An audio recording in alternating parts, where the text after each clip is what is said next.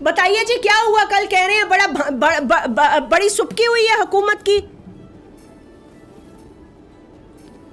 देखिए, सुबकी इस ज़मीन में हुई है कि हुकूमत की जानिब से जो PIA की निजकारी के लिए रेफरेंस प्राइस मुकर्रर की गई थी वो 85 अरब 3 करोड़ रुपए थी।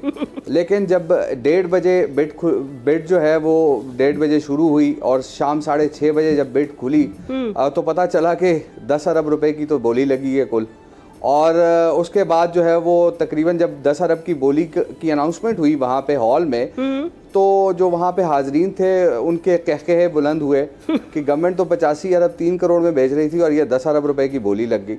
अब आप देखें ना कि जो कल जब बिडर ने भी ये बात की, उसने कहा कि 85 अरब में तो एक नई एयरलाइन खड़ी की जा सकती है। और ख़ास तौर पे अगर देखा जाए तो हुकूमत की ने जो फाइनेंशियल एडवाइज़र्स हायर किए हैं PIA की प्राइवेटाइजेशन के लिए, सबसे पहले तो उनसे हुकूमत पूछे कि आपने जो इतनी रेफरेंस प्राइस जो की है वो किस एंगल से की है, और जिसको बाकायदा तौर पर आप देखें ना 6 बिडर थे, 5 जो है वो अच्छा 5 क्यों नहीं आए?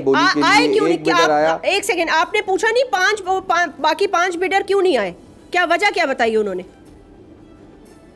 ये मैं आपको बता दूं कि हमने जब ये बिड नहीं हुई थी और उससे 3 से 4 दिन पहले पूछा प्राइवेटाइजेशन कमीशन से कि हमें तो लग रहा है कि जनाब हमारे, क्योंकि हमारे पास खबर थी कि 5 बिडर्स जो हैं वो नहीं हिस्सा लेंगे बोली में, तो हमने खबर दी भी थी और कि एक सिंगल बिडर जो है वो होगा। फिर हुकूमत ने रूल्स में तरमीम करके सिंगल बिडर को अलाउ किया बाकायदा तौर पर, और जब बिड हुई तो 5 बिडर्स वहाँ मौजूद नहीं थे। टाइम फिर दिया गया उस बिडर को कि वो अपनी जो कीमत है उसको इन्हेंस करे, क्योंकि हुकूमत ने निजकारी के लिए एक ड्राफ्ट शेयर किया था और वो ड्राफ्ट जो है वो 6 बिडर्स के साथ किया था, और वो ड्राफ्ट जब 6 बिडर्स के पास गया तो उनमें से 5 बिडर्स ने उस ड्राफ्ट पे एग्री होने से इनकार कर दिया। जाहिर सी बात और फिर ये हुआ कि ये जो सिंगल बिडर था इसने कहा ठीक है मैं इसको लेने के लिए तैयार हूं, लेकिन मेरी कंडीशन ये है कि 18 माह तक मुलाजमीन रहेंगे PIA के, और 18 माह के बाद उनको नया जॉब लेटर ऑफर होगा। अब देखें ना 7100 मुलाजमीन PIA के हैं, 2400 मुलाजमीन वो हैं जो डेली वेजर्स हैं,